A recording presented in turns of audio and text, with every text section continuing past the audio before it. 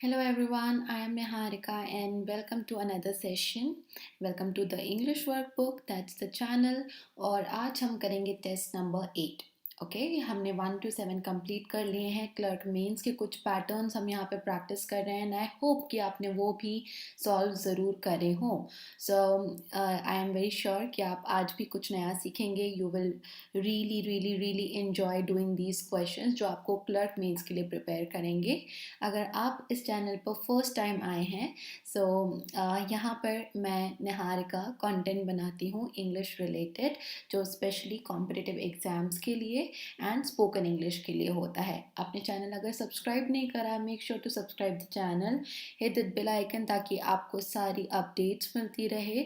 Do follow me on my social media handles और उसकी link आपको डिस्क्रिप्शन बॉक्स में मिलेगी. You will also get link of my profile जो अनअकैडमी पर है और कुछ और डिटेल्स अनअकैडमी के बारे में, अनअकैडमी प्लस सब्सक्रिप्शन के बारे में, plus my website. So yes guys that was there. Do like and share the video. और अगेन हम टाइमर बेस्ड क्वेश्चन कर रहे हैं. पहले वाले कुछ क्वेश्चंस हैं ईडियम बेस्ड. ओके सो उसके लिए I will give you around a minute. Okay 1 minute for the question. और यहाँ ध्यान से पढ़ो क्या करना है. According to that you should decide कि ये आंसर है.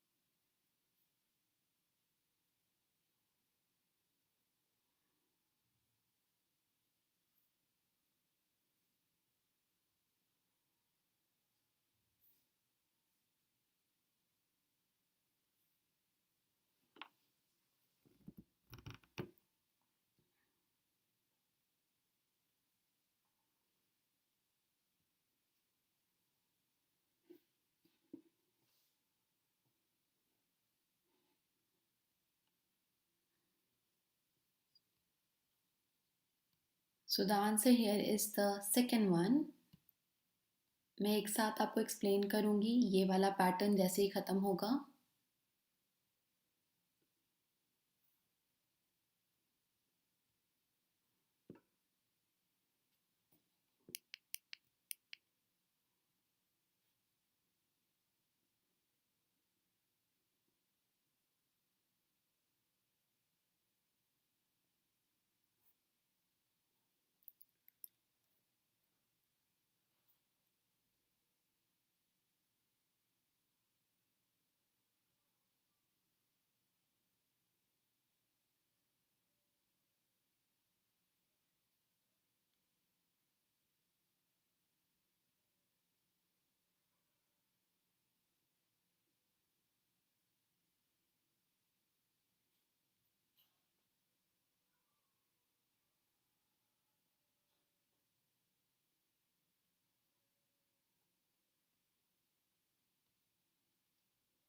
Okay, so this one, the answer is first option.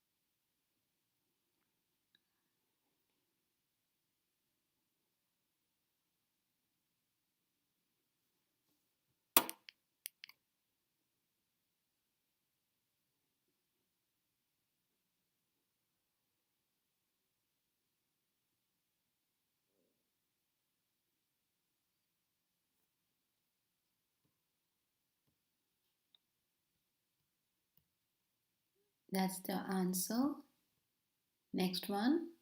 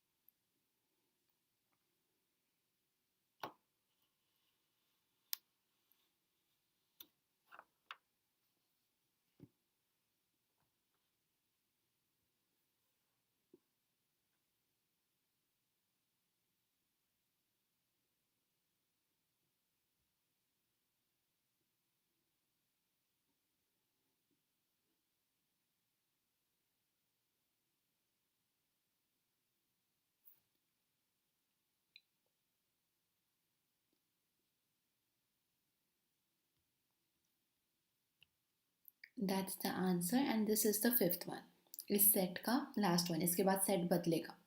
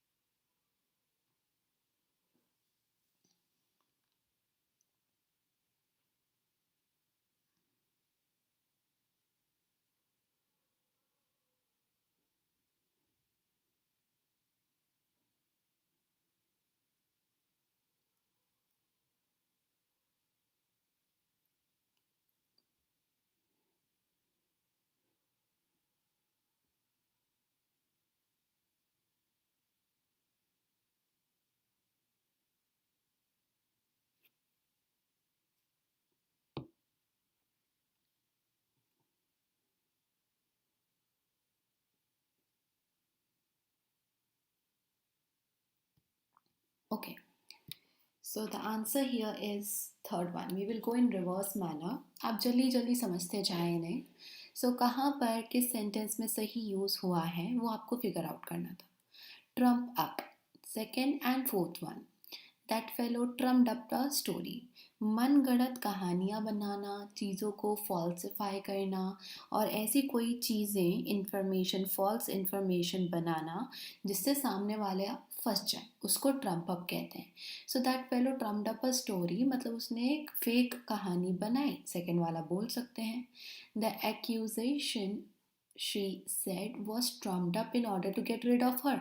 ये जो एक्यूसेशन है वो मन गढ़ंत बनाया गया था ताकि इसको फंसाया जा सके. To get, in order to get rid of her, उससे छूटना चाहते थे या फिर छोड़ना चाहते थे तो वो मिल सके. So making up a story और फॉल्स इंफॉर्मेशन ताकि सामने वाला फंस जाए उसको बोलते हैं ट्रम्प. अब जो फर्स्ट बोलता है, after working hard he finally trumped up, he is working hard, तो यहाँ पे फेक तो कुछ भी नहीं कर रहा वो. And then this one, on seeing the results she got trumped up. She got trumped up, वो कुछ चीज़ ऐसी करने लगी, इंफॉर्मेशन को गलत करने लग गई, कोई मीनिंग नहीं दे रहा है. So trump up is only valid idiom you can say जो कि second और fourth sentence में बातें कही जा रही हैं. Then we have up in arms. Okay, so second and third one, the crowd was up in arms when the minister was caught in scams. इसका मतलब होता है बहुत ज़्यादा किसी के अगेंस्ट में होना. Okay, so the idiom means angry होना, रिबेल करना, किसी के अगेंस्ट जाना. सो क्राउड जो था वो अगेंस्ट था किसके, मिनिस्टर के, जो कि फंसा था स्कैम्स में. एंगर, विद्रोह करना, रिबेल करना, ये सारे मीनिंग है इसके. The whole village is up in arms, मतलब गुस्से में है about the proposal to build an airport near by, पास में एयरपोर्ट बने, ये बात को लेकर वो लोग काफ़ी गुस्से में हैं. Despite the frequent skirmishes, not ness, frequent skirmishes between, then they walked up in arms. Sentence का स्ट्रक्चर ही बहुत यहाँ पर ख़राब हो रहा है. Despite skirmishes between, then यहाँ पे नहीं आएगा. They walked up. Walking up in arms will give you no meaning, क्योंकि एंग्री होना, रिबेल करना इसका मीनिंग होता है. ये रिबेल करने लगे and that doesn't give us any meaning. And the fourth one, both of them were so close, they often would walk up in arms. इतने क्लोज थे, अगर क्लोज ही है एक दूसरे के, तो ये वॉकिंग अप इन आर्म्स का क्या कॉन्टेक्स्ट है, that gives us know meaning. So up in the arms होता है एंड उसका मीनिंग होता है गुस्सा, विद्रोह, किसी के अगेंस्ट जाना. Then coming on to this one, so now we have Midas touch, very popular one. Okay, जब किसी में क्षमता होती है कि बहुत ही कम से कम एफर्ट में जल्दी से जल्दी किसी चीज़ को सक्सेसफुल कर दे, पैसा बना ले, तब उसको माइडास टच कहा जाता है. This originates from a story that king Midas जो भी चीज़ को छूते थे वो गोल्ड की बन जाती थी. And one day likewise he touched his daughter and she turn into gold. Okay, so यहाँ पर टर्न्ड इनटू गोल्ड से आप याद रख सकते हो कि माइडास टच मीन्स समथिंग जो कि सक्सेसफुल है, बहुत पैसे से रिलेटेड है, पैसा आ रहा है लेकिन काफ़ी कम और शॉर्टकट तरीके से. Few are blind to his Midas touch when it comes to general elections. लोग समझ नहीं पाते जो वो शॉर्टकट लेता है, जल्दी जल्दी करता है. तो सम पीपल आर ब्लाइंड मतलब वो अनदेखा कर रहे हैं. बिल्कुल सही. Sharon is a unique performer with the Midas touch. Yes, वो बदल के रख देती है माहौल, ओके, सक्सेस के मैनर में. The moment he joined the group, he sorted out everything with his Midas touch. Yes, we can say this कि माइडास टच जो उसका है, दैट इज एबिलिटी कि वो किसी चीज़ को बेहतर बना दे. He is doing that. His immense popularity bears testimony to the fact that he has definitely got Midas touch. यानी उसमें ये स्पेशलिटी है, जिस भी काम को करेगा जल्दी कर लेगा, अपने अंडर काम में जल्दी लगा देगा. And it also talks about the ability to to make money out of it. Okay, और यहाँ पर कभी कभी सक्सेस का कॉन्टेक्स्ट हो सकता है, कभी कभी मनी का कॉन्टेक्स्ट हो सकता है. ये पॉजिटिवली नेगेटिवली दोनों तरीके से यूज़ करा जाता है. So you must be careful about all these things. Okay, then we have the previous one, that is tooth and nail. जब भी होता है tooth and nail, fight word के साथ यूज होता है most of the time. Fight tooth and nail, and that is you give your 100%, you try very hard to get something जो आपने बहुत टाइम से चाहा है.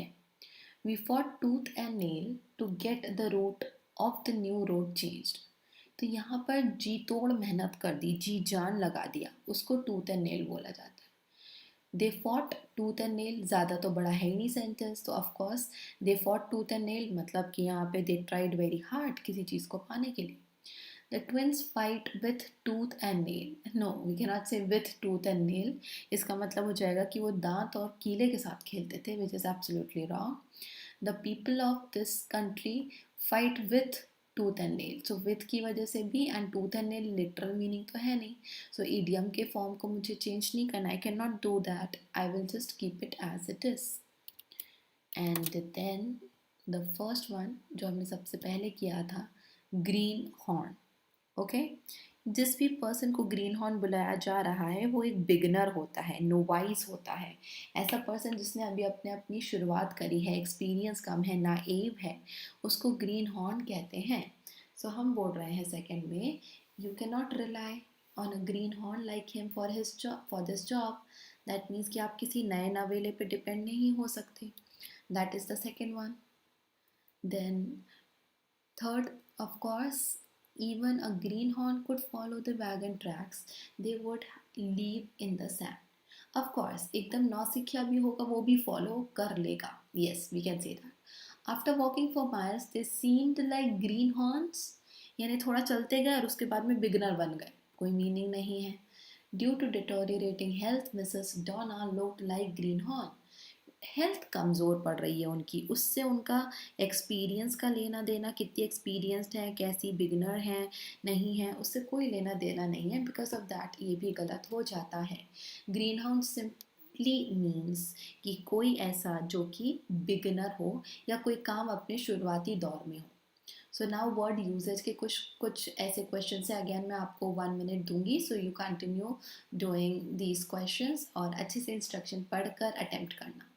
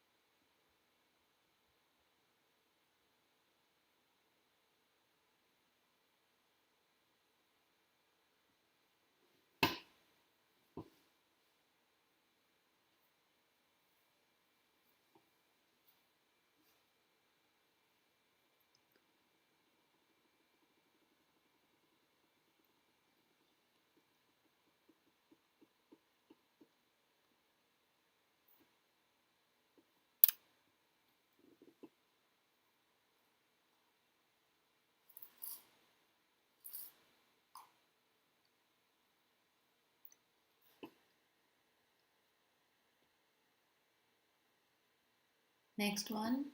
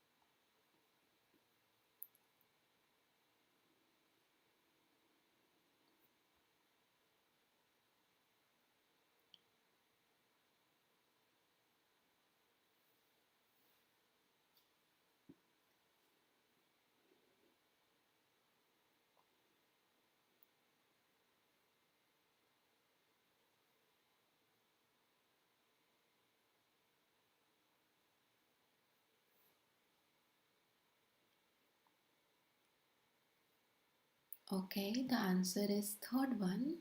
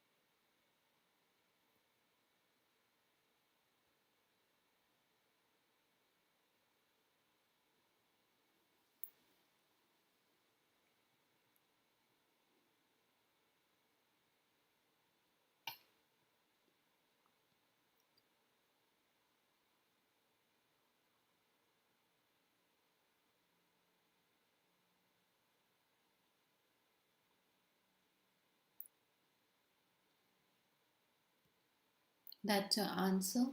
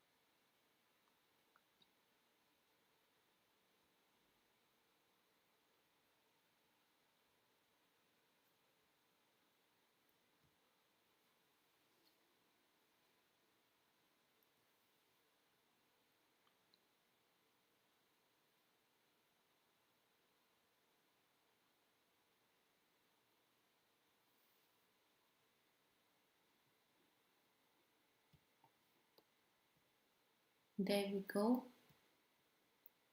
And this is the last one.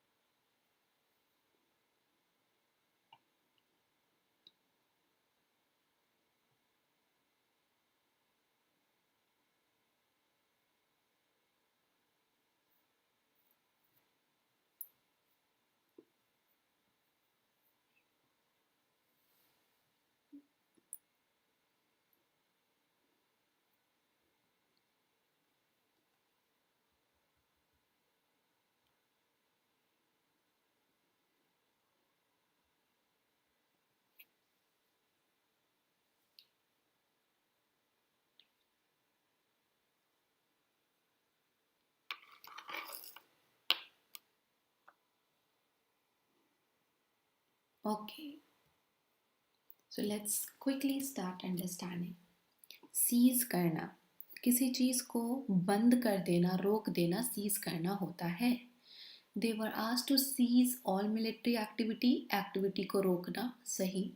The hostilities ceased and normal life was resumed. ये hostilities बंद हो गई हॉस्टिलिटीज बंद हो चुकी थी, सब जगह सही है। The government seized with its plans to reorganise. यहाँ पे तो इनफैक्ट ऐसा लग रहा है कि प्लान्स को होने दिया, दे वर स्टिकिंग विद देयर प्लान्स, ऐसी वाली बात पता चल रही है। ऑफ कोर्स बंद होने की बात नहीं यहाँ पर समझ आ रही, कोई मीनिंग नहीं दे रही, that's why this is our answer.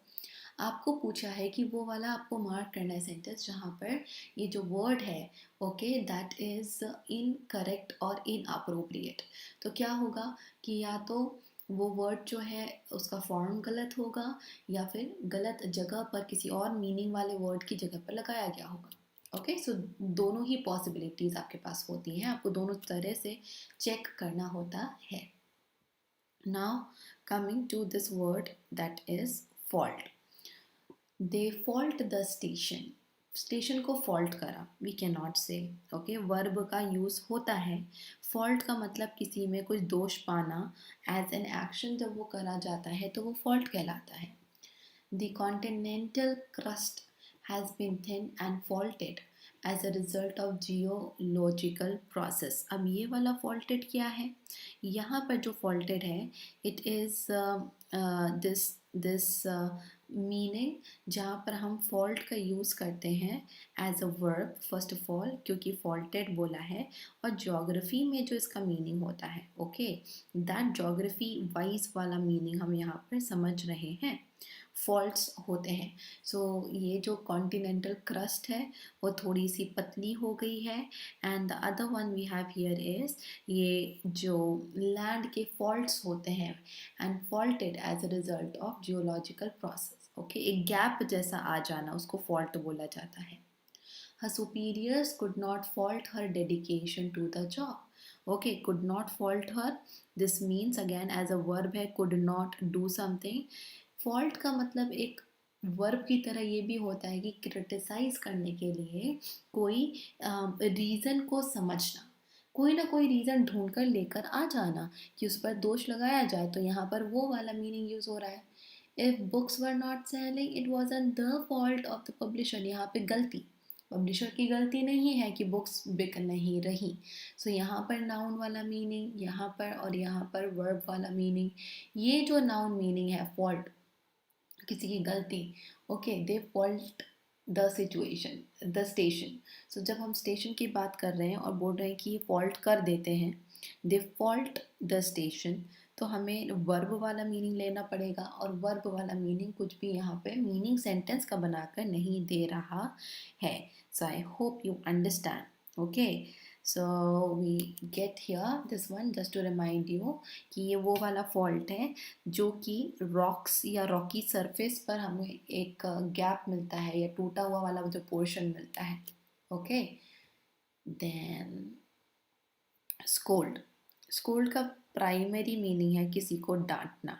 Okay, किसी को डांटना, किसी को रिब्यूक करना। Now what are we saying over here? Mom took Anna away, scolding her for her bad behavior. डांट पड़ी। Okay. जोई meekly accepted her scolding. जोई जो भी डांट रही थी, डांट पड़ रही थी, उसने उसको एक्सेप्ट करा।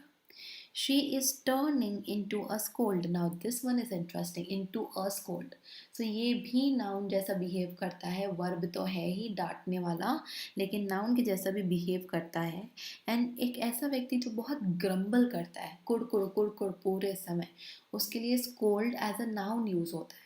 तो जब हम बोलते हैं she is turning into a scold, that means वो अच्छी खासी लेडी ऐसी टर्न हो रही है, एक ऐसी वुमन में टर्न हो रही है जो कि हमेशा नैग करती रहेगी, इरिटेट करती रहेगी। So that kind of personality अब वो लेडी की हो रही है। So we can say that as a noun जो मीनिंग होता है वो यहाँ लगकर सही मीनिंग दे रहा है। She paid me enormous scold. Scold डांट को पे करा, वी कैन नॉट से। एक नैगिंग को, ओके, शिकायत करने वाली आदत को पेड करा, कोई मीनिंग नहीं होगा। That's why this is your answer, क्योंकि यहीं पर इनअप्रोप्रिएटली यूज करा गया है। Then excuse. ओके, कभी भी जब बहाना दिया जाता है, so people use this word excuse as a noun. Excuse me, something happen, किसी को फॉरगिव करना, छोटी सी कोई ऐसी गलती हो गई, एक्सक्यूज मी, पार्डन मी जैसे हम बोलते हैं। साथ ही साथ टू एक्सप्लेन कि एक व्यक्ति का बिहेवियर जो है, ओके, या फिर रिस्पॉन्स जो है वो थोड़ा सा कम harsh ho, okay, so those are the excuses that we give, and some of the excuse and the excuses family words, we use them as verb. He did nothing to hide or excuse Jacob's cruelty. उसने ऐसा कुछ भी नहीं करा जिससे छुपाए या फिर एक्सक्यूज दे कि जो जेकब कितना क्रूअल है, जेकब्स क्रूएलिटी की बात करी जा रही है। Then she has been excused from her duties. Excused from her duties मतलब उसको थोड़े समय के लिए फ्री कर दिया गया है। ये एक और मीनिंग होता है एक्सक्यूज करने का। आप कहीं जाते हैं, किसी से बात करते रहते हैं, आप क्या बोलते हैं, excuse me I have to go, यानी आपको बीच में उठकर जाना है। सो यही बात फ्री हो जाना अपनी ड्यूटी से, रिस्पॉन्सिबिलिटी से, ये एक और मीनिंग होता है एक्सक्यूज का। Such conduct can never be excuse, ऐसा बिहेवियर तो बिल्कुल भी माफ़ नहीं करा जा सकता, ये वो वाला मीनिंग है।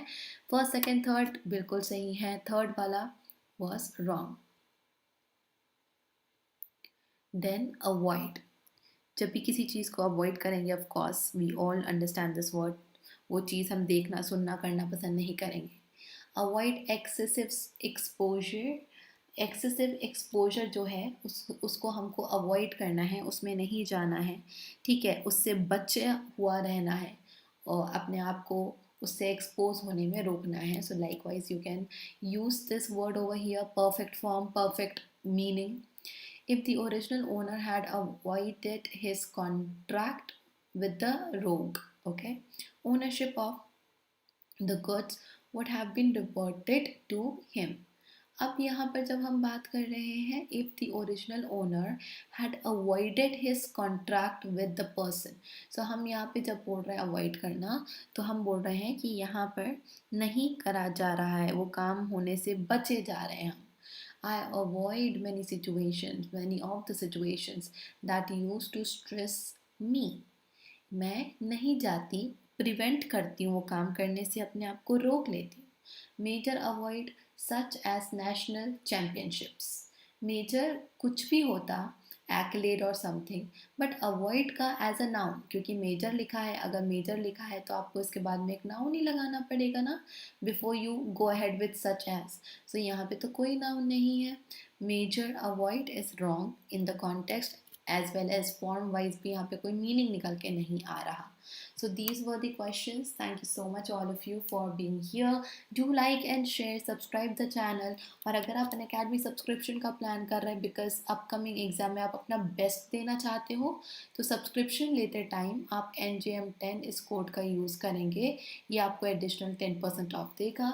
और भी डिटेल्स के लिए don't forget to check out the description box below. Will see you soon, till then take care.